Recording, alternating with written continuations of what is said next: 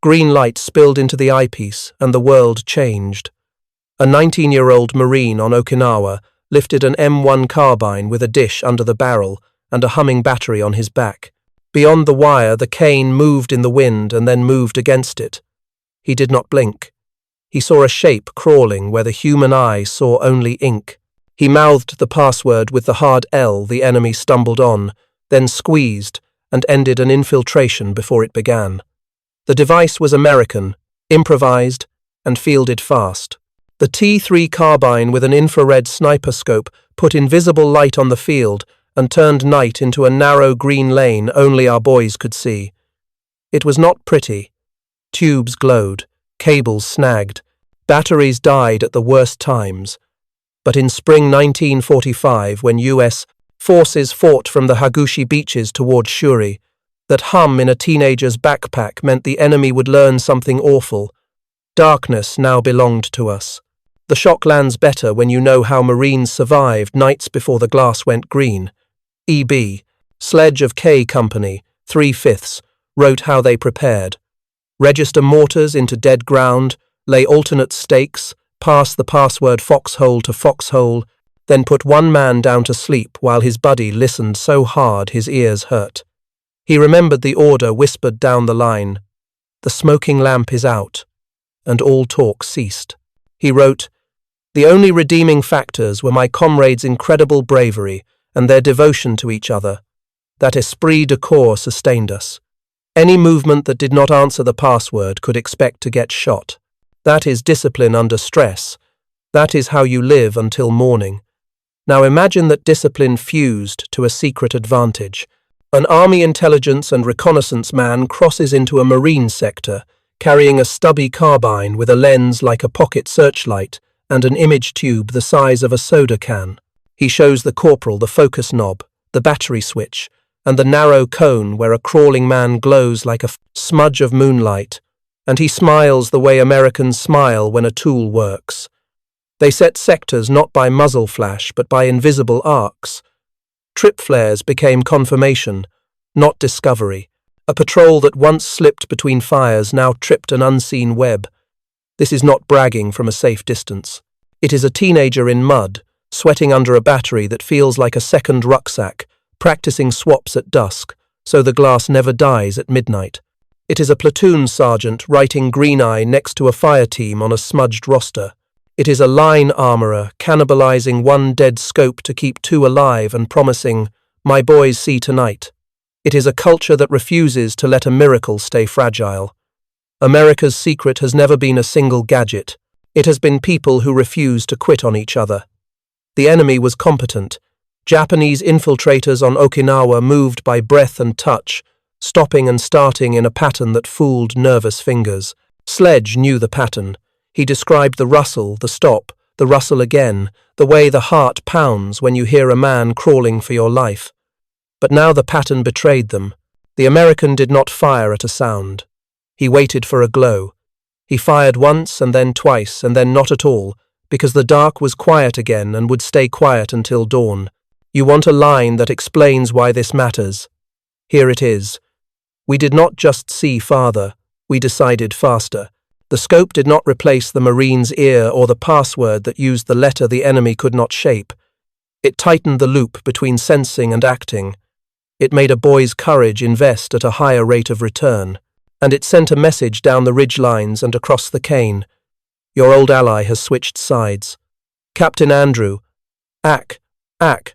Haldane embodied the reason new tools stick with Americans.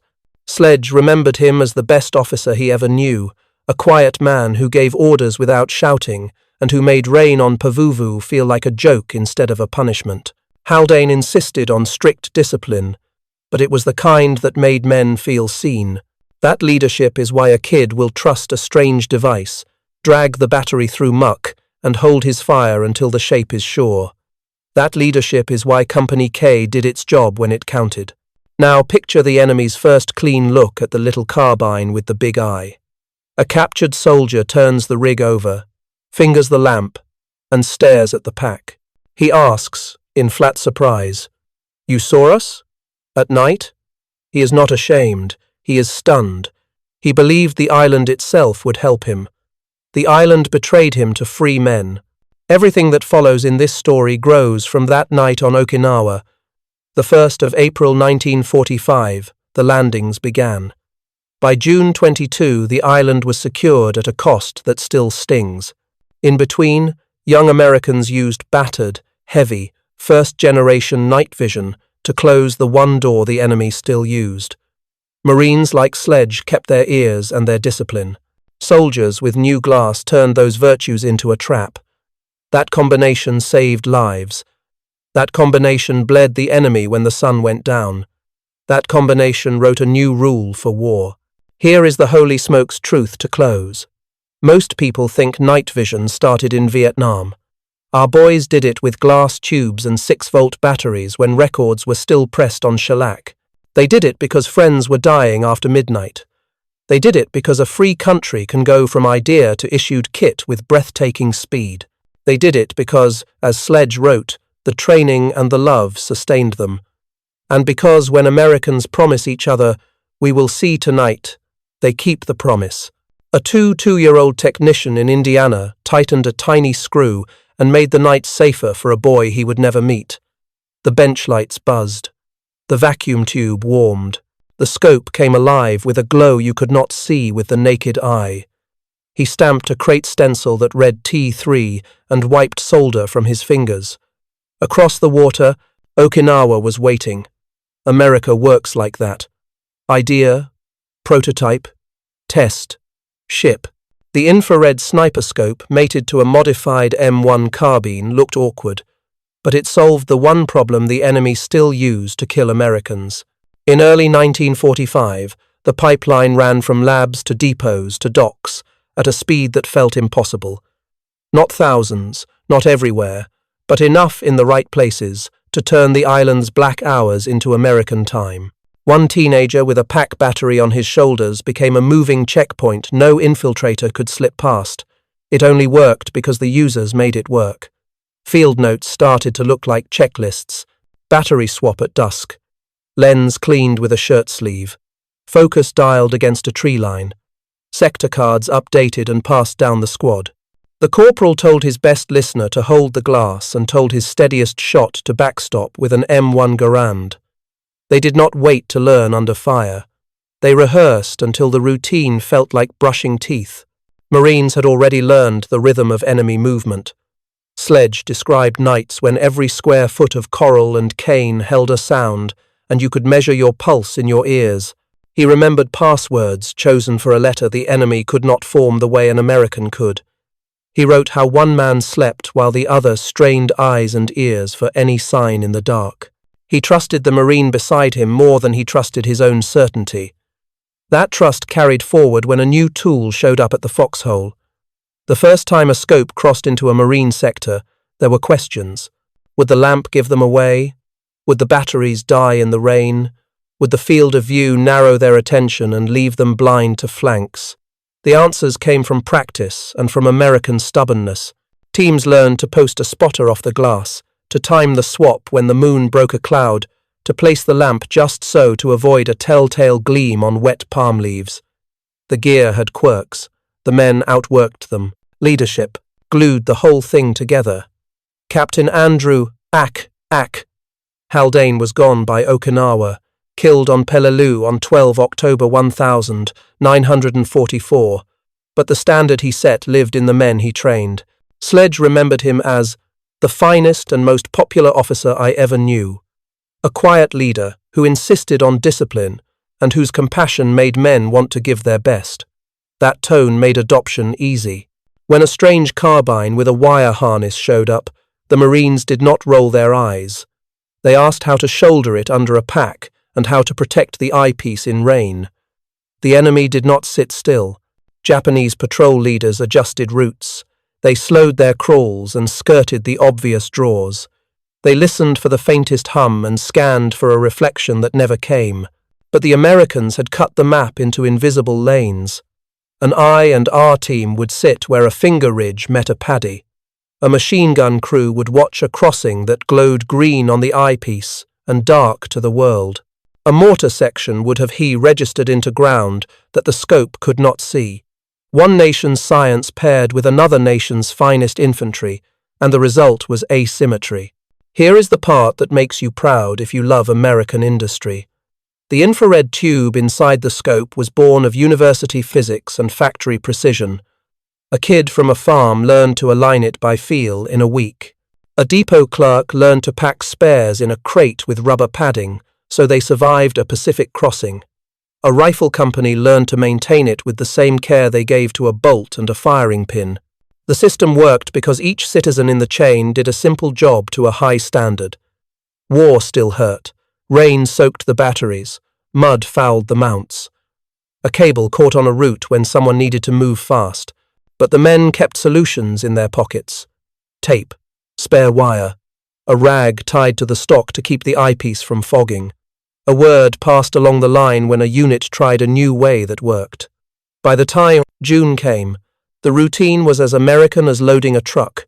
Check power, check arcs, check fields of fire, and wait for the crawl that never makes it through. Sledge's voice gives the human truth under the hardware. War is brutish, inglorious, and a terrible waster, he wrote, and he added that the redeeming thing was my comrades' incredible bravery and their devotion to each other. That sentence explains why the scope succeeded. The glass helped you see. The love helped you hold fire until it mattered. The training taught you to let one man sleep and the other watch without panic. Together, they turned a battlefield back into a place where a man could live to write home. The enemy felt the change in their bones. They were not fools. They knew when a tactic died. Crawls that had worked on Guadalcanal or New Britain or under the caves of Peleliu now ended in silence and failure. A squad leader went out with 8 and came back with 3. He told his officer nothing had moved, nothing had flashed. And yet the Americans were waiting. A lesson spread the hard way. You cannot beat a people who turn science into survival faster than you can learn its name. A private stood in a foxhole of jagged coral and felt his heart beat in his teeth. The rustle came and went. The moon slid behind cloud. He gripped a 45 inches. His offhand for the moment a shadow became a man inside his hole. Then the glass lit a smear of motion and he chose to live. Here is the problem. If infiltrators move like ghosts, how do you stop them without shooting your own? The answer began before the scope. It began with training that treated the night like a class with a test. Marines under leaders like Captain Andrew Haldane practiced passwords that used the letter their enemy could not say the way a Southerner or a New Englander could. They registered mortars into ground that was dead to rifle fire. They smoked before dusk and then put cigarettes away. The routine saved lives. The smoking lamp is out, passed down the line, and muscles relaxed into readiness. One man watched while the other slept. The watcher challenged, waited, and only then did the rifle crack. Sledge wrote that discipline under stress often would mean the difference, even living or dying. And he was right. The point was not fear. The point was control. Control got easier when the sniper scope showed up. Now the challenge had a partner. The watcher could hold fire until the glass confirmed what his ears already knew. If the shape did not answer, if the silhouette crawled inside the invisible arc, the shot was clean and cold and final. Friendly fire dropped, and infiltrations failed. A new habit took hold. Listen first, look second, decide once. You can see the system at work on any given night in 1945. A platoon sergeant kneels over a range card with pencil lines that mean everything. He marks a lane he calls Green 1 for the scope team, and another he calls Green 2. He tells the team to hold the beam above a rock outcrop and to sweep to a palm stump and back. He assigns a rifleman to watch the left of their arc with naked eyes. He posts a runner with a spare battery and a hand over his heart promised to get there before the glass dies. A thing like that holds together because of leadership and love. Sledge described Haldane's quiet authority and how it turned young men into a machine that did not squeak. Although he insisted on strict discipline, Sledge recalled, the captain was a quiet man who gave orders without shouting. We loved him for it and did the best job we knew how. That kind of leader makes hard standards feel like a gift. It is why a kid will carry an awkward battery on his spine and call it life insurance. The enemy felt the change and tried to change with it. They slowed crawls to a foot a minute. They paused until dew formed on a sleeve. They tossed pebbles to draw a shot. They flanked where they thought the beam could not go. It did not matter. The Americans had layered the night in depth. If the mortar did not catch a man, a listening post would tap twice on a helmet and a rifle would answer. The system caught not just men but intentions.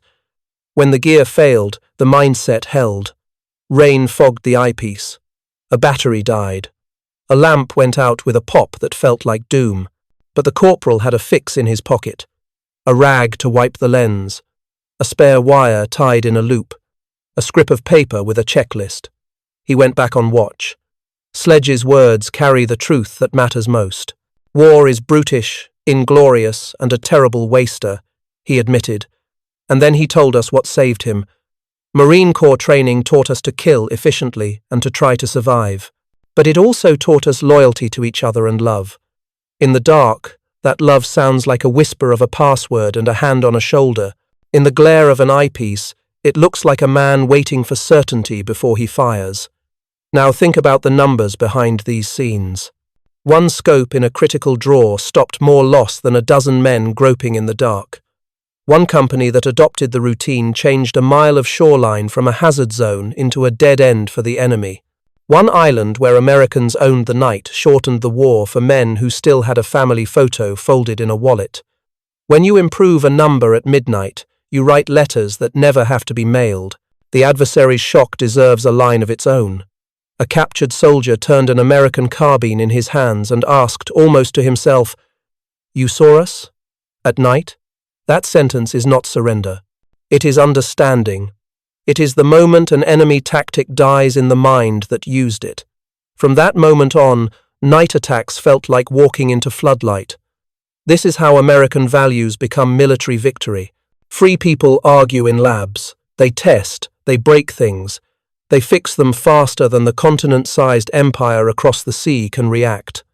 At the edge, kids carry weight that makes their knees hurt because the weight keeps a friend alive. You cannot fake or steal that. You have to build it, and we built it together. The bridge to what comes next is simple and bold. If a few hundred devices in a few hands could change the feel of an island at night, imagine what happens when doctrine, logistics, and culture scale the trick. Imagine a front where darkness belongs to the United States as surely as the sky belongs to our P-51 seconds by day. Imagine the day when the enemy stops coming at midnight because midnight is ours. Turn the page and watch the numbers and outcomes stack to the ceiling. The proof is coming next. Stay with me. A rifleman in 1st Marine Division pressed his face to the rubber cup and whispered a range he could not measure with eyes alone. Palm stump to coral seam. The green smear sharpened and became a man on his belly, inching through a drainage cut below the Sugarloaf ridgeline west of Shuri. The Marine kept his breath shallow so the eyepiece wouldn't fog. On his left, a Garand man watched with naked eyes and a finger already on the trigger guard. On his right, a runner palmed a warm battery like a relay baton. This was not a science project. It was a shift plan. At dusk, the platoon sergeant walked hole to hole with a pencil and a folded range card. He drew invisible cones and named them the way air controllers name lanes. Green 1, Green 2, Green 3. He set each cone to overlap just enough that nothing human could slip between without crossing an unseen line of light. He assigned the best listener to the glass, the steadiest shot to backstop, and a third man to keep time on the battery.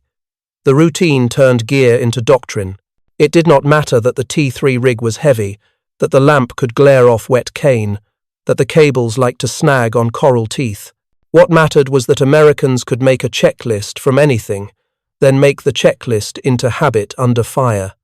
That night, by Sugarloaf, the beam picked up 2 crawlers 100 yards out.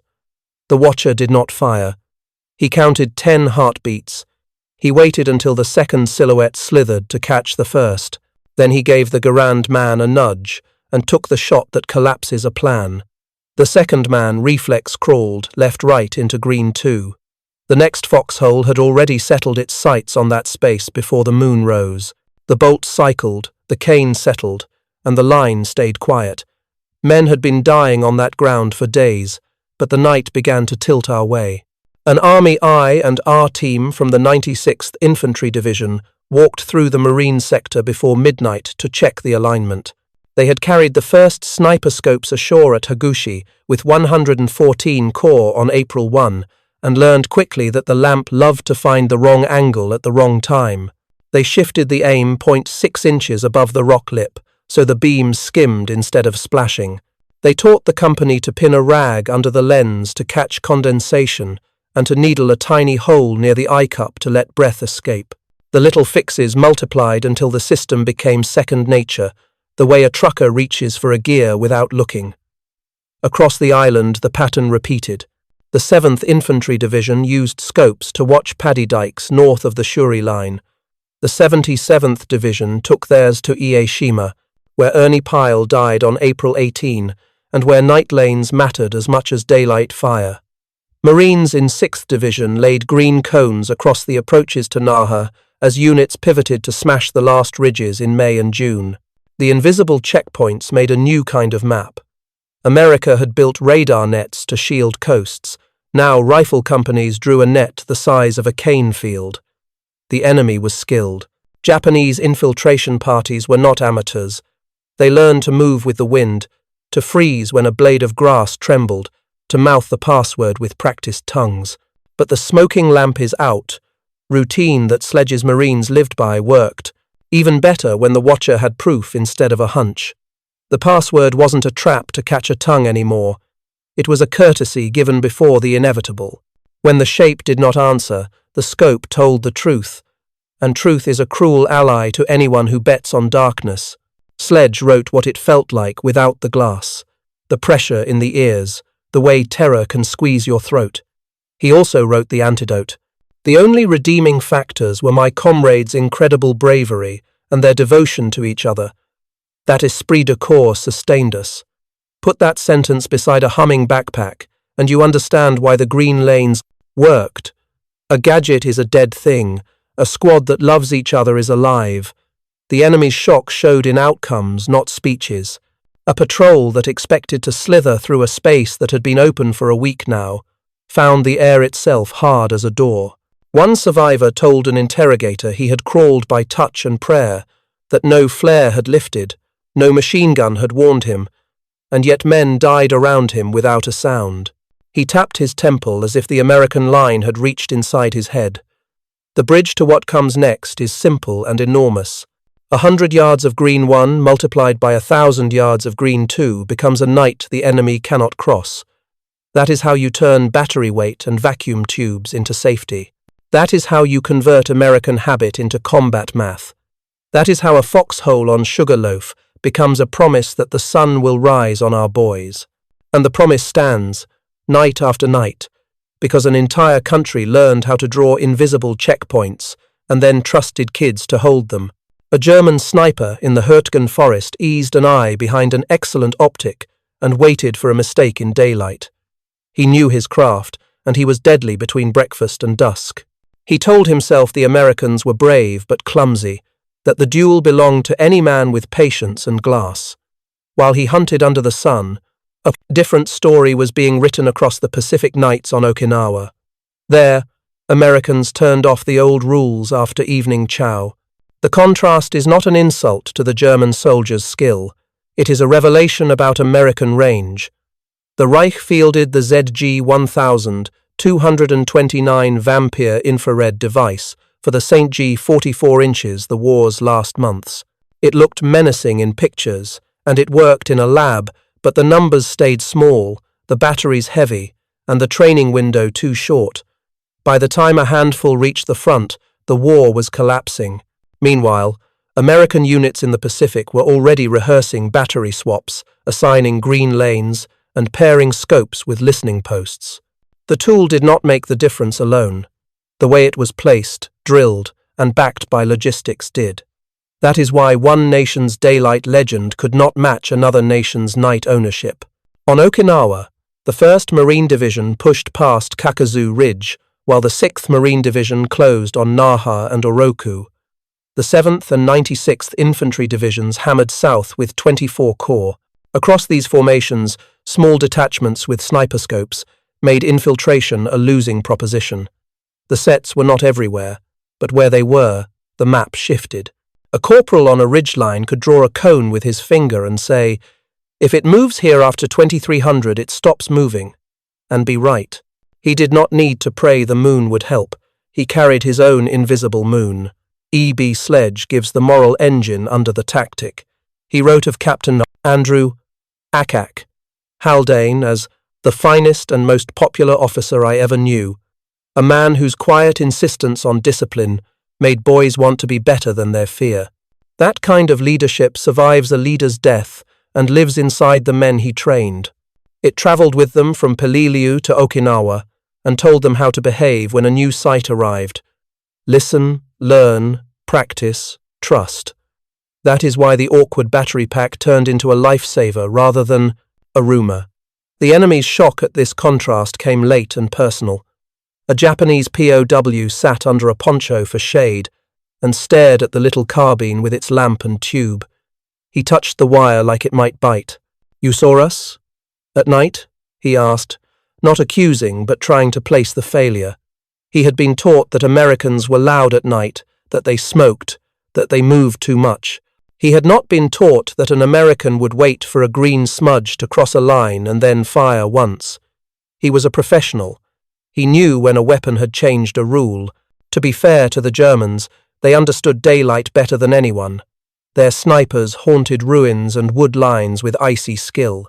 But technology is not a medal for genius. It is a race. And races are won by systems, not flashes. The American system could take an idea, radar, proximity fuses, amphibious tractors, infrared tubes, and push it down a pipeline from lab to dock to foxhole with breathless speed. It could train a private to fit the device into a checklist, a sergeant to measure it against terrain, and a captain to write it into a night plan. That is why America could be ordinary at noon and extraordinary at midnight, on the same day, in the same place.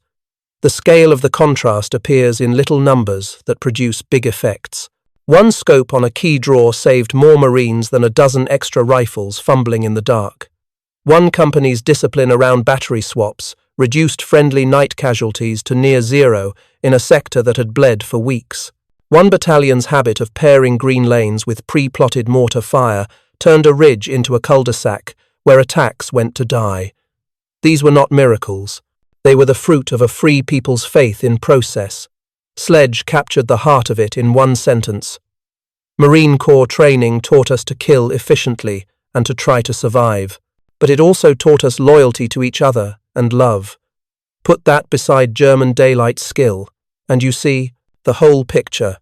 You see why one nation's best marksmen made legends, while the other nation's teenagers made the nights safe enough to live until morning. By late May 1945, the contrast hardened into routine. Marines of 1/5 could tell a new replacement. "After dark, we own this lane, and mean it." Soldiers from the 96th could hand a battery to a runner without looking. Machine gunners could aim where the beam would push the crawlers, not where a guess said they might try. The invisible network thickened until attacking at night felt like walking into a thicket of glass. When daylight came, the enemy still fought hard. Shuri was not given up. It was taken, but the fear that used to descend with the sun now pooled on the other side. A corporal on the Shuri line felt the rig go dead at the worst second. The hum stopped. The eyepiece went black. Somewhere in front of him a shape had been moving, and now he was blind. He tasted panic, then spat it out and reached for the checklist taped inside his helmet. Here is the problem. How do you field a fragile, power-hungry device in rain, mud, blast, and terror, and have it work every night? The answer is America, doing what America does. The company had rehearsed the failure. At 1,900, the runner warmed spare batteries under his jacket to keep charge in the cells. At 2,000, the armourer checked every cable for nicks and taped strain points. At 2,000, 100. The platoon sergeant walked the line with a grease pencil and confirmed green lanes, fallback arcs, and the timing of the first swap. When the scope died at 2,307, the corporal did not curse fate. He slid the dead pack free, the runner clicked the live one in, and the Garand man covered with iron sights until the glow returned. Total darkness time, 19 seconds. Enemy infiltrations do not pause for 19 seconds on purpose. But those 19 seconds are where victory lives. The gear did fail. Okinawa was wet, then bone dry, then wet again. Mud-clogged clamps, coral-chipped lenses. Battery boxes took shrapnel and spit sparks. Yet the system refused to let one failure become a catastrophe. The armourer kept a cannibal box of parts from 2 dead scopes to keep 3 alive. A lieutenant wrote the swap as a drill on the training schedule, not as an afterthought. A battalion supply sergeant who loved his men quietly traded favours until spare batteries sat in a pyramid behind the mess tent. A problem turned into a plan. That plan fused with the habits Sledge taught us. Discipline, under stress, often would mean the difference. Even living or dying, he wrote. Discipline here meant boring, life-saving things. Wiping an eyepiece with a rag tied to the stock so it would not get lost, drilling the password with the letter the enemy could not form, keeping one man's ears open while another man's eye lived in the green. The lamp made the night visible. The checklist made it reliable. The enemy tested the cracks. Japanese patrols learned to wait for the swap, to surge when the hum died, to fling pebbles and hope for flinches. The Americans met them with depth. Listening posts, not on the glass, caught the push and tapped helmets. Pre-registered mortars bracketed the gap. A machine gun crew, already laid on the seam between Green 1 and Green 2, sent 3 tracers through the space where a man would try to slip. The swap finished, the glow returned, and the crawl ended. It is hard to beat people who can turn 19 seconds into nothing. Real units make the story concrete. In May, the 77th Infantry Division on Aishima used IR pickets to watch the paddies that wrapped the airfield. The 96th placed scope teams along the Kakazu sector, where drainage cuts invited trouble. Marines in 6th Division built overlapping green cones along the Asato River, approaches to Naha, then used the beams to cue machine guns by hand signal. None of those moves required genius. They required a nation that treats logistics like love. That tone came from leaders like Captain Andrew Haldane, whose quiet standard Sledge kept quoting even after Peleliu took him. We loved him for it, Sledge remembered, and did the best job we knew how. A leader like that is still on the line when his name is only a memory. He shows up in a corporal who tapes a checklist in a helmet, in a runner who warms a battery under a coat, in an armourer who refuses to let a kid go blind at 2,307. The numbers look small until you think like a commander. 1 scope team shutting a drawer saves a squad. 3 teams covering seams save a company. A battalion whose night losses drop to near 0 holds ground without burning men in a panic of friendly fire. That is how a fragile lamp beats a battalion in results, not drama. The enemy's shock showed in silence. Attacks timed for battery changes failed.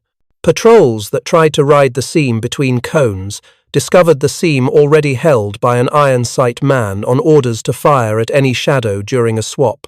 An interrogated corporal admitted he had told his men to break off if they heard nothing and still took losses. No flare, he said. No sound. We die.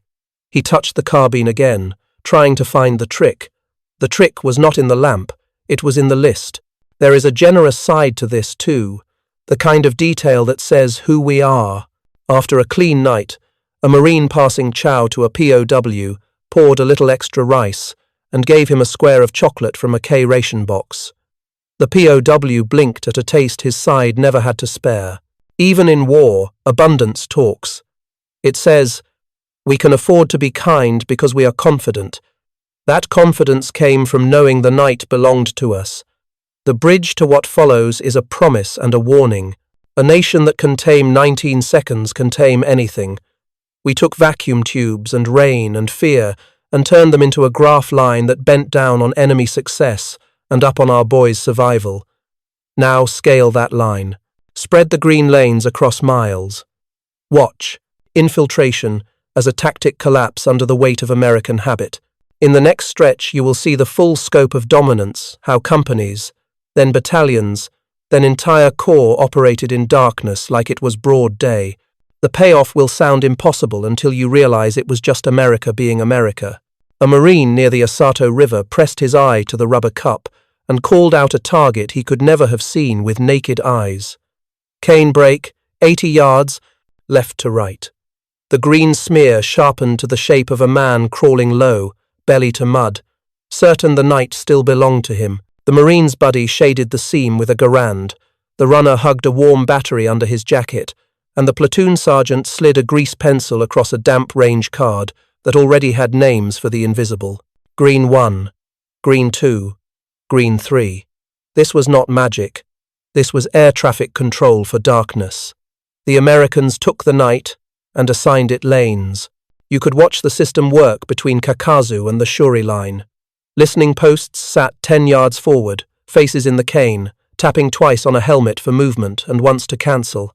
Behind them, a two-man sniper scope team held the beam just above a coral lip, so the lamp skimmed rather than flashed. A steady rifleman covered the slice the beam could not see.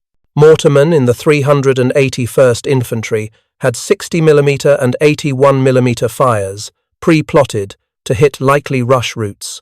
A machine gun squad kept its T&E handwheel locked to the sector the scope would shove infiltrators toward. None of this required genius. It required Americans doing boring things perfectly. The 1st Marine Division folded the same choreography into the ridges west of Shuri. Range cards showed palm stumps, rock scars, roof lines of shattered tombs, each an anchor for a cone of invisible light. The 6th Marine Division tied scope sweeps to hand signals on the approaches to Naha and Oroku. On Ishima, the 77th Infantry Division paired scopes with forward posts to guard the paddies and the airfield where Ernie Pyle fell on April 18. The pattern repeated: beam, seam, backup, tap, confirm, fire. A runner arrived like a relay man exactly when the pack's hum sagged. The iron sight rifle covered the swap for a slow count of 20. Then the glow returned. The map was now a net. EB. Sledge gives the human motor under the mechanics.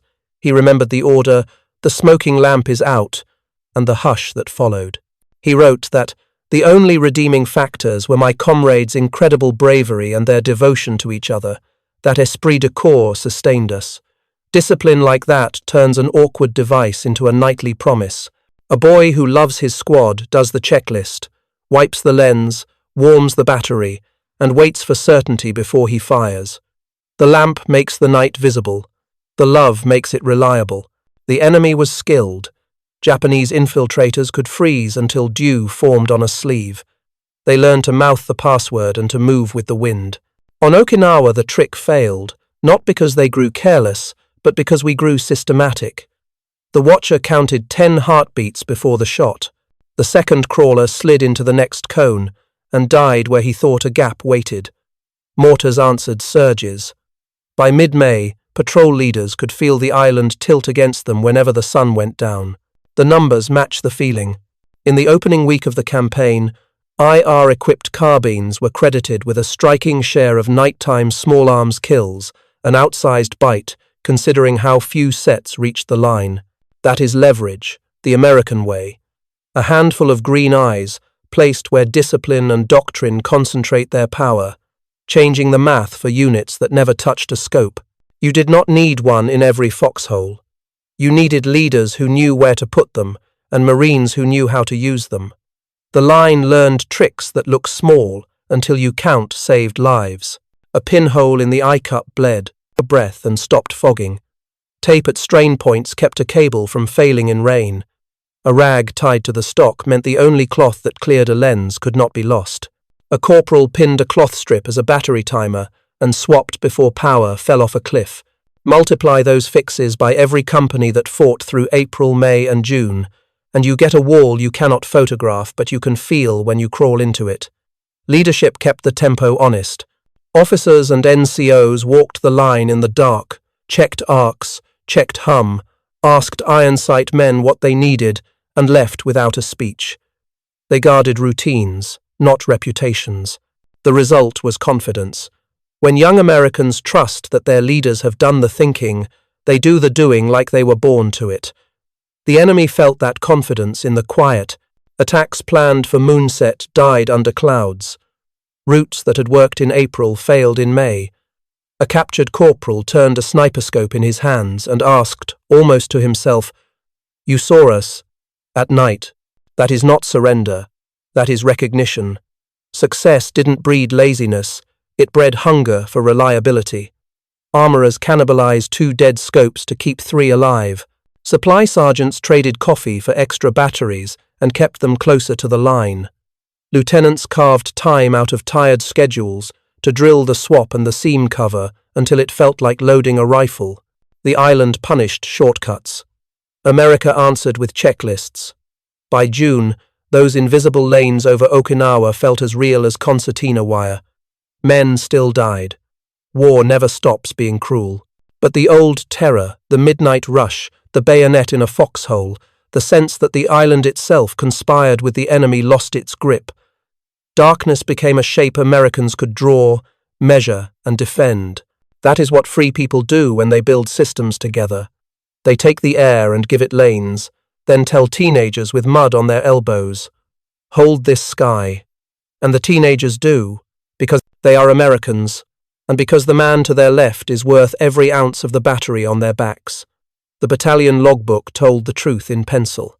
April's pages were fat with red lines, penetrations, flares, night calls for corpsmen, wounded carried by feel. May thinned out. By June, there were nights when the casualty column stayed almost empty while the enemy's did not. Victory did not arrive with a trumpet. It arrived as quiet subtraction. Start at the muzzle. In the first week ashore, IR-equipped carbines were credited with a surprising slice of night small arms casualties. That is a holy smokes fact. A handful of green-eyed rifles shifted outcomes for companies that never touched a scope. The ripples spread. Listening posts reported crawls earlier. Machine gun teams wrote fewer fired on friendly movement, notes because decisions were cleaner. Mortar crews slept more because fewer midnight rushes made it through. Across the 7th and 96th Infantry Divisions along Kakuzu and the Shuri approaches, and in the 1st and 6th Marine Divisions pressing west toward Naha and Oroku, the graphs bent the same way. Fewer penetrations where scope teams were emplaced, steadier nerves where overlapping cones existed, and cleaner mornings after. Readiness matters because tired men make expensive mistakes. Sledge wrote that Marine night discipline passwords, ear training, strict fire control, meant the difference between living and dying.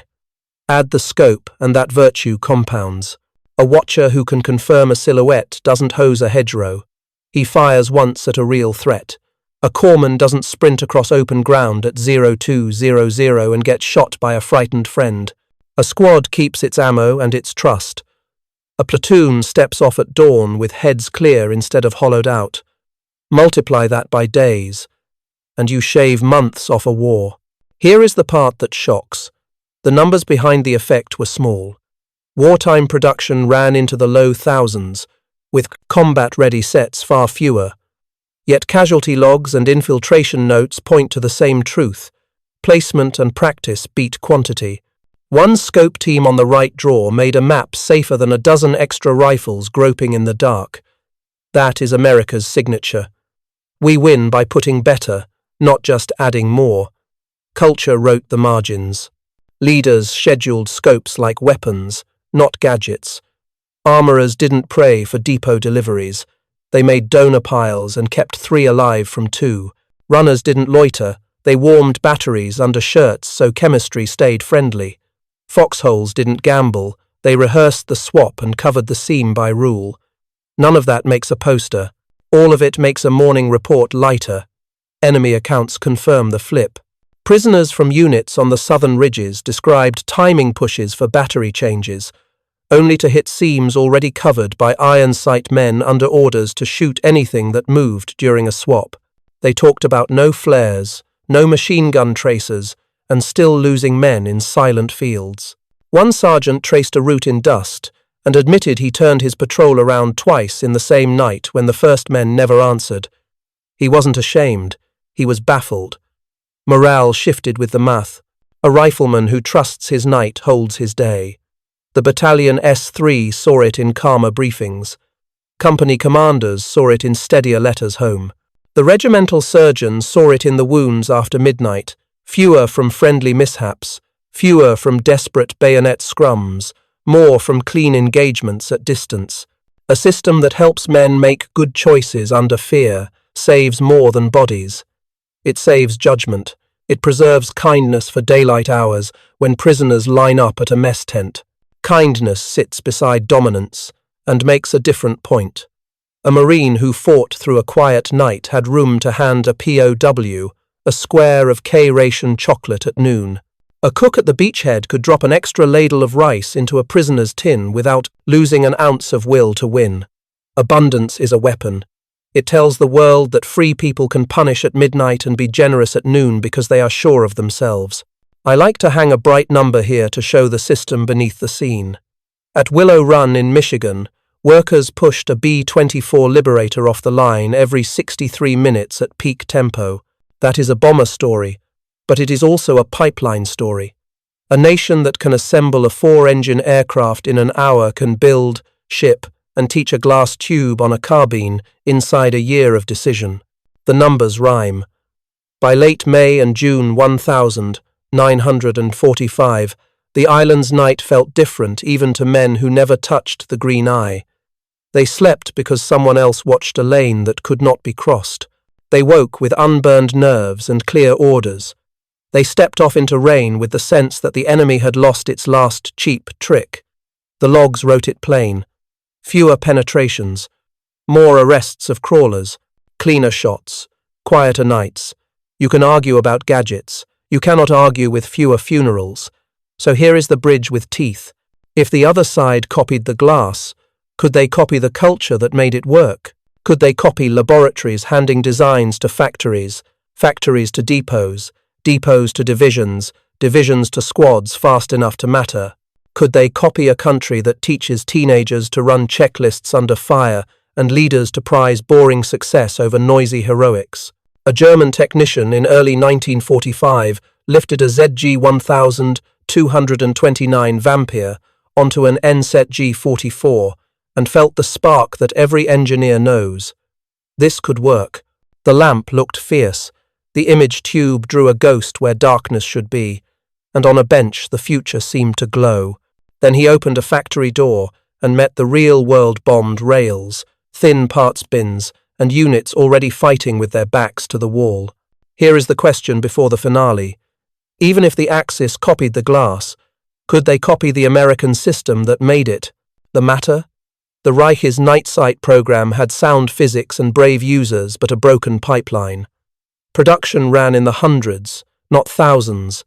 Training windows were measured in days. Batteries were heavy and fragile. Fronts collapsed faster than doctrine could be written.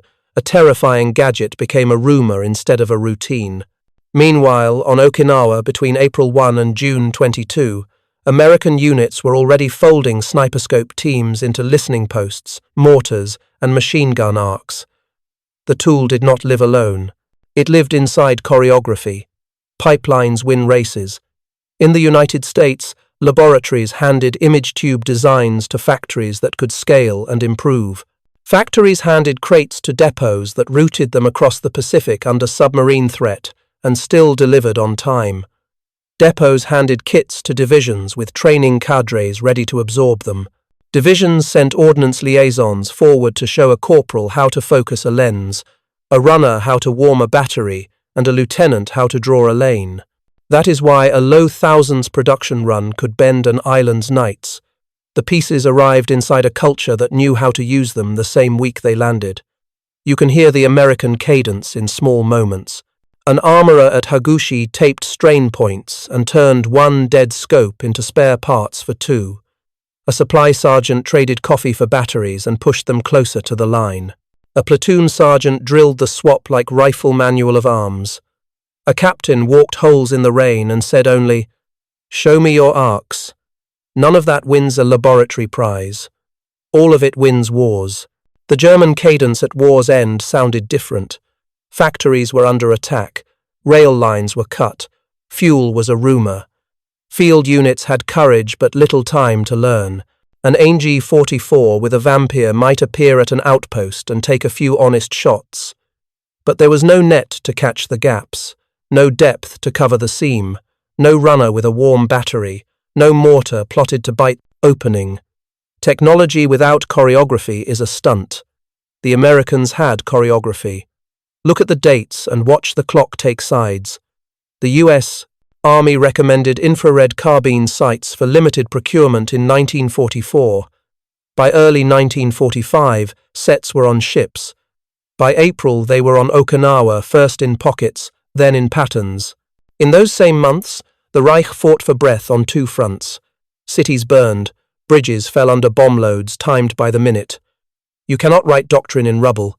You cannot teach checklists to evacuated units. You cannot make a pipeline under air raid sirens. This is where industry's headline numbers become more than bragging rights. When Willow Run pushed a B-24 off the line every 63 minutes, it proved a tempo of national problem-solving. When radar picket destroyers ringed Okinawa to guard the sky, they kept the sea lanes open for crates of delicate scopes. When 24 Corps put the 7th and 96th Divisions ashore and kept them supplied through April and May, it meant a corporal could tape a checklist in his helmet and trust a battery to arrive before midnight. Systems feed systems. The human element makes the comparison feel like truth rather than scorekeeping. E.B. Sledge remembered leaders who insisted on strict discipline without shouting, and buddies whose devotion sustained him. That love is why a battery swap happens on time. That discipline is why a private doesn't shoot a shadow before the glass confirms. That culture is why one nation turned a clumsy scope into a sector-wide shield, while another, full of brave soldiers, could not keep a handful in the field long enough to change doctrine. Enemy reactions told the tale. Japanese patrol leaders tried to time pushes for moonsets and swaps. They died anyway because the seam was already owned by iron sight men with orders. German snipers, legends by day, never met an American night like Okinawa. They never had to learn the humiliating sentence a POW muttered, turning a captured carbine in his hands. "You saw us, at night." It is not contempt to say this. It is clarity. Our side put procedures behind courage. Americans added generosity to the mix, and that matters. After a quiet night, a Marine could pour extra rice in a prisoner's mess tin and add a square of chocolate. Abundance communicates power better than theatre. It says, "We can be kind at noon because we are unbeatable at midnight." That combination breaks more than bodies. It breaks wills. Now light the firecracker of fact. In the first week ashore, those green-eyed carbines were credited with a large slice of night, small arms casualties, astonishing leverage for a few hundred devices in theatre. That is what a pipeline does. Small inputs, big outputs. Contrast that with the Reich's thin stream of Vampire sets trickling toward units that were out of time. One side bent a battlefield with a handful. The other side held a handful while the battlefield bent them. So, answer the question. Could the Axis copy the glass? Partly. Could they copy the system that turned it into dominance? No, not in time, not at scale, not with the sky falling. America won the night because free people with checklists, spare parts, and love for their buddies turn ideas into habits before the ink dries. The bridge to what comes next is the ledger. If night infiltration died where our scopes watched, what did the final weeks look like on paper? What happened to penetrations, friendly losses after dark, and enemy patrol reports? The answers are the payoff. They read like tall tales until you realize they are arithmetic, done by teenagers with humming packs who believed their country would back them up. The cane rustled wrong and the squad did not blink. The beam skimmed above a coral lip, throwing an invisible lane across a drainage cut that had eaten men the week before. The watcher pressed the rubber eye cup hard enough to leave a ring and counted heartbeats so his trigger stayed honest. 10. 10. More. Breath slipped through the tiny pinhole he had poked in the eye cup to stop fogging. The runner hugged a warm battery under his field jacket like a little stove. The Garand man shaded the seam the scope could not see. The mortar crew lay ready on a number they had rehearsed until they could recite it in their sleep. Nothing in that foxhole was fancy. Everything in it was American. That drainage cut wore a skull on the map. Company K had recorded 2 penetrations in 4 nights before the scopes arrived. 7 stretcher cases dragged by touch at 0200 while cold rain-washed pencil from range cards. Tonight the cut was part of a system. The platoon sergeant had drawn Green 1 from the palm stump to a broken tomb and Green 2 from the tomb to a rock seam. Their overlap sat directly in the cut where any patient crawler would choose to move. The 60mm mortar section registered 1 hay on the lip and 150 yards short. The listening post sat forward, 10 paces into the cane, ready to tap twice for movement and once to cancel. The password was set like always picked for a letter the enemy tongue could not wrap around the way an American could. When the island went black, the net went taut. Victory that night was subtraction. Night fighting had once meant addition. A flare here, a burst there, a rush that added noise to fear. The new math erased tragedies. Remove the midnight bayonet that used to find a man in his hole. Remove the panicked flare that blinded friends and enemies together. Remove the desperate sprint by a corpsman who could not stand, not knowing. Multiply those removals, and by June you get mornings that feel like grace. The Battalion S3 wrote the best word in war beside penetrations, none. The enemy tried to put the teeth back. A Japanese patrol leader who had learned to move by wind and shadow timed his men by the clock. He listened for the battery's hum to sag. He sent 2 by the low route and 1 along the dry stone wall, and kept 1 to whisper the password at the wire. He did not raise his voice. He did not waste a body. He had been told Americans were clumsy in darkness. What he met instead was a layered quiet made by kids with checklists. The first crawler slid into Green 1 and froze when a palm leaf quivered. The watcher did not shoot. He waited until the second silhouette slithered to catch up. He nudged the Garand man and took a single shot that collapses a plan. The second man reflex crawled, left straight into Green 2 where another foxhole had already laid sights on that space for 2 nights running. The third tried to rise and sprint the seam when the mortar under the palm stump thumped once. 3 decisions, 3 endings, no panic, no flare. The listening post tapped once and melted backward. The runner shifted his weight and never had to move. The battery stayed warm. The line stayed quiet. E.B. Sledge explains why this worked. He wrote that discipline under stress often meant the difference between living and dying, and that the love his Marines had for each other sustained them when everything else was terror and filth. Put that truth inside a scope team and you get restraint at the trigger and courage at the battery. You get a runner warming cells under his coat because chemistry is a friend if you treat it kindly. You get an armourer who cannibalizes 1 dead scope to keep 2 alive because men he knows by name sleep behind those optics. The lamp made the night visible. The habit and the heart made it reliable. The opposing patrol leader learned the rest in silence. No flare lifted. No machine gun raked. The field did not glow. His men simply did not move anymore. He listened a long minute and understood. The night itself had changed loyalties. The infiltration he had planned became a story he would never tell because he did not come back to tell it. Later, a prisoner in a poncho's shade turned a captured carbine with its lamp and tube, traced the cable, imagined the weight, and asked the interpreter without mockery, "You saw us? At night?" He was not complaining. He was facing the end of an old rule. Logs captured the victory without adjectives. A corporal wrote time, range, rounds expended. A lieutenant added none under penetrations. The S3 circled the block that said, quiet. The surgeon looked at a tray that stayed light and let himself taste coffee as pleasure instead of fuel. Histories call this a curve bending. The men who lived it called it sleep. 1 good lane, held right, saved bodies, judgment, and mercy. On the beachhead, a supply sergeant with a pencil behind his ear traded coffee for more batteries and pushed them closer to the line. In a tent, an ordnance liaison explained that a tiny pinhole in the eye cup bled breath and stopped fog. In a foxhole, a kid tied a rag to a stalk so the only cloth that cleared the lens could not be lost. None of these things look heroic in a newsreel. All of them make an infiltration fail without noise. Do not let anyone call this a gadget tale. It is a values tale. The reason the lane held is that free men did prep without being told twice. Leaders walked holes in rain and asked for arcs, not praise. The mortar crew memorized plots because practice is love in uniform. The runner treated a battery like a life he could carry.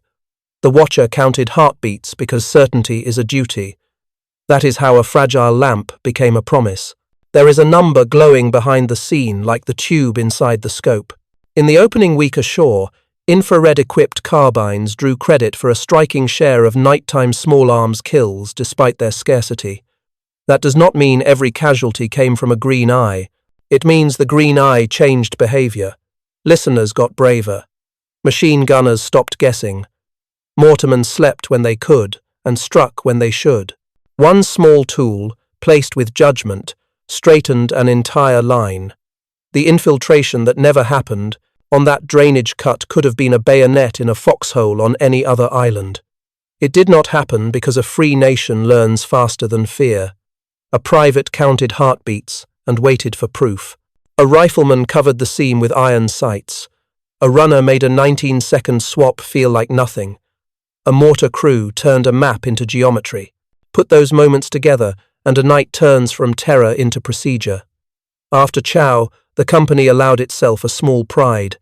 It did not sound like a speech. It sounded like, "Good work," and tasted like a second cup because the sergeant had scrounged another can of coffee. It lived in the way men looked at each other alive. No monument marks a raid that never happened, but the men who slept because it failed, remember. They grew old and raised children who never knew their names were supposed to be carved on stone. Now step from one lane to the island, add up sectors that once bled and now reported 0 penetrations for a week. Add up nights held straight through without a single flare. Add up enemy patrol notes that admitted failure with barely a shot fired. Add up mornings that felt clean, and afternoons when prisoners lined for rice and sometimes a square of chocolate because abundance is how a confident people talk. Stack the numbers until they form a wall taller than Shuri's ridges. Then make the next leap, the one that sounds like bragging until you see the math. If darkness turned against the attacker in April and May, what happens when the habit spreads to every sector by June? You get the infiltration that never happens, again and again, until the tactic itself gives up and goes home. And when the enemy finally stops coming at midnight, you know you have changed, not just a battle, but a rule of war. The quartermaster counted crates and frowned. It was not thousands. It was hundreds, maybe less in fighting shape after weeks at sea. He signed anyway, because America wins with placement and practice more than with mountains of gear. A handful of green eyes in the right draws Beta Battalion groping in the dark. That truth sounds like a slogan until you watch a map change under it. Begin with the pipeline. In 1944, the Army recommended infrared carbine sights for limited procurement. By early 1945, sets were crated and on ships. By April, they were on Okinawa, landing with 24 Corps on the Hagushi beaches, then fanning out to the 7th and 96th Infantry Divisions, then into marine sectors, where companies learned to overlay cones like radar controllers for farmland. That speed came from a nation that moved ideas like freight. Laboratories handed tested tubes to factories. Factories passed crates to depots. Depots sent ordnance teams forward to teach privates how to bleed breath from eye cups and sergeants, how to write lanes on damp cards. The genius is not a spark. The genius is a schedule. Now look at the ratios that make officers whistle between their teeth. In the first week ashore, night fighting logs credited IR-equipped carbines with a striking share of small arms kills after dark. The devices were scarce. The effect was not. One scope team covering a culvert saved a squad. 3 teams watching seams saved a company. A battalion that cut friendly misfires to near zero at night preserved not just bodies but trust. Numbers like that are not drama, they are safety. Less is more sounds tidy, but it was a grind. Armourers built donor piles and kept 3 scopes alive from 2. Supply sergeants traded coffee for batteries and staged them closer to the line so swaps did not fail under rain. Lieutenants carved time from tired days to rehearse the drill until 19 seconds of blackout felt like nothing. Runners tucked warm batteries under jackets to keep charge alive. None of those acts deserve a parade. All of them earn a sunrise. The enemy felt the multiplication in their bones. Patrol leaders sought seams and found them already held by iron sight men ordered to shoot anything that moved during a swap. Crawls set for moonset broke under a single round from a calm rifleman who had waited for the ghost to resolve. A POW from the southern ridges tapped dust with a fingertip and traced a route that had worked on another island. He shook his head. "No flare," he said. "No sound. We die." That line is not poetry. It is evidence. You can anchor this to America's larger math. Willow Run, the B-24 plant in Michigan, pushed a 4-engine bomber off the line every 63 minutes at peak tempo. That is aviation, not infantry, but it proves tempo. A country that can feed engines and wings through a mile-long factory can also feed image tubes and spare parts through a Pacific supply chain in time to matter. It can keep batteries flowing, instructions clear, and doctrine current. It can make a corporal's checklist part of the national rhythm. Small numbers also freed generosity. Quiet nights meant fewer bleeding men, which meant fewer frantic calls, which meant moments at noon when a Marine could pour an extra ladle of rice into a prisoner's tin or pass a square of K-ration chocolate across a wire. Those acts were not strategy meetings. They were proofs. Abundance says, "We can afford to be kind because we are sure of the outcome." That message breaks more will than a loud speech. Consider a single company across 3 weeks. The first week, 2 penetrations, 7 stretcher cases, 1 friendly wound from a nervous burst at a shadow. The second week, scopes in the line, lanes drawn, 1 attempted crawl stopped at 60 yards, no midnight stretcher. The third week, copybook nights, 0 penetrations, 1 prisoner taken at dawn who confessed he turned back twice because the field felt wrong. Multiply that pattern across regiments pressing past Kakuzu and toward Shuri, across the 6th Marine Division pushing Naha and Oroku, across the 77th Division on Ishima where fields and dikes begged for lanes, and you get the shape of impossible effects. Sledge's simple sentences give the why. Marine Corps training taught us to kill efficiently and to try to survive, but it also taught us loyalty to each other and love. Love changed the leverage. A boy who loves his squad will carry a battery that bites his shoulders, will wipe a lens in rain, will hold fire until a shape is certain. Love makes small numbers do big things. Love turns a new device into the last piece of a plan that already existed. Even failure served the math. A scope that died at 2,307 became a drill that lasted 19 seconds. A cable that snagged on coral grew a tape wrap at strain points. A lamp that flashed off wet palm leaves taught a team to set the beam just above the lip. A fogged eyepiece cut a pinhole that bled breath. These are not inventions, they are adjustments. America excels at adjustments. Compare this to late-war German effort, the ZG-1229 Vampire for the SG-44 arrived in the war's last months.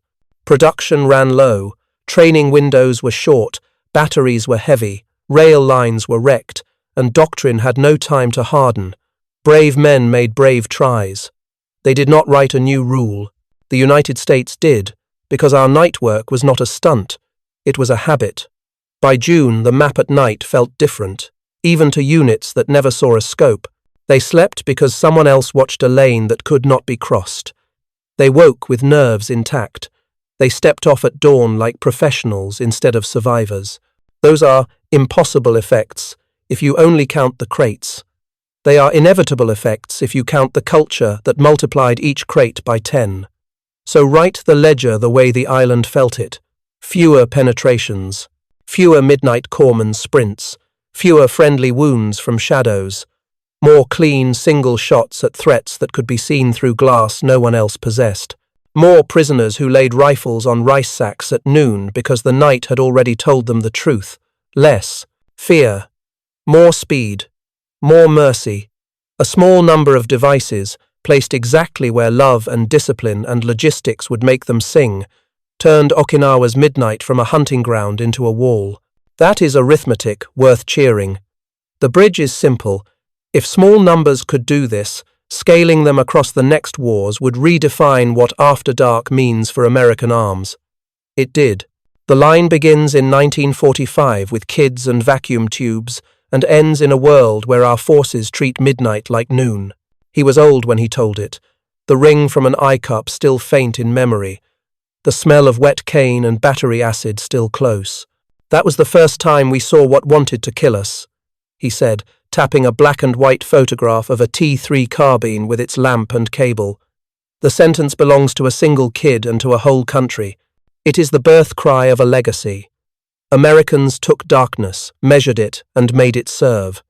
Open on Okinawa's last weeks, June 1945, the Shuri line cracked. Naha fell. Oroku fell. The enemy still fought like men who believed in their cause, but the island's midnight had stopped working for them. Sectors with overlapping lanes reported 0 penetrations for nights at a time. Patrols set for battery swaps failed because iron sight men were ordered to shoot any shadow during a change. Mortars answered surges and then slept because surges came less often. Machine guns waited calm because watchers only called for what they could see. Morning reports looked strange. Quiet, quiet, quiet. Now lift your eyes from a foxhole and look at the Ark. The T3 and its sniper scope were clumsy and heavy, but they planted a flag. They said, "This nation will not let the sun decide who fights." That promise held across decades. In Korea, American patrols learned to move with active and passive aids in hills and snow. In Vietnam, starlight scopes and better image tubes pushed the green farther. By Desert Storm, US, forces rolled at night as a matter of choice, turning darkness into a corridor for armor and air. The lineage runs back to kids with vacuum tubes who taped checklists in helmets and warmed batteries under jackets because their friends' lives depended on it. Statistics tell the shape. On Okinawa, IR-equipped carbines, just hundreds were credited with a remarkable share of night small arms casualties in the opening week. That leverage amplified through doctrine. It reduced midnight wounds from friendly fire. It shortened engagements. It delivered prisoners at noon who had survived night's truth and surrendered to day's abundance. Those numbers are not isolated curios. They are the start of a graph that climbs straight into an era where American troops plan to fight at night because night is ours. Culture explains the continuity. E.B. Sledge wrote about discipline that kept fingers off triggers until the right moment, and about love that kept men doing the boring, life-saving things when they were tired and cold. That culture makes technology stick. It turns a lab success into a field habit. It trains a private to use a tool without panic and a sergeant to fold it into a plan. It sends an officer down the line in rain to ask for arcs instead of compliments. It creates a people who do maintenance with care and mercy with confidence. Even generosity is part of the weapon. A nation, secure in night, can be kind by day. On Okinawa, POWs lined up for rice and sometimes tasted vanilla from an American canteen cup or chocolate from a K-ration square. Those moments were not softness. They were statements. We can afford to feed an enemy because we do not fear him at midnight. The most powerful force for freedom in history fights hard, then shows a defeated man what a free world feels like. That experience breaks more hatred than a dozen speeches. Enemies saw the writing on the wall and tried to copy the letters. The German ZG-1229 Vampire arrived too late and too thin to teach doctrine. Batteries were heavy. Rail lines were broken. Units had courage but no time. The device looked menacing and worked in tests, but stunts do not change wars. Systems do. The American system: labs, factories, depots, teachers, checklists, discipline. Love made night ownership a routine, not an exception.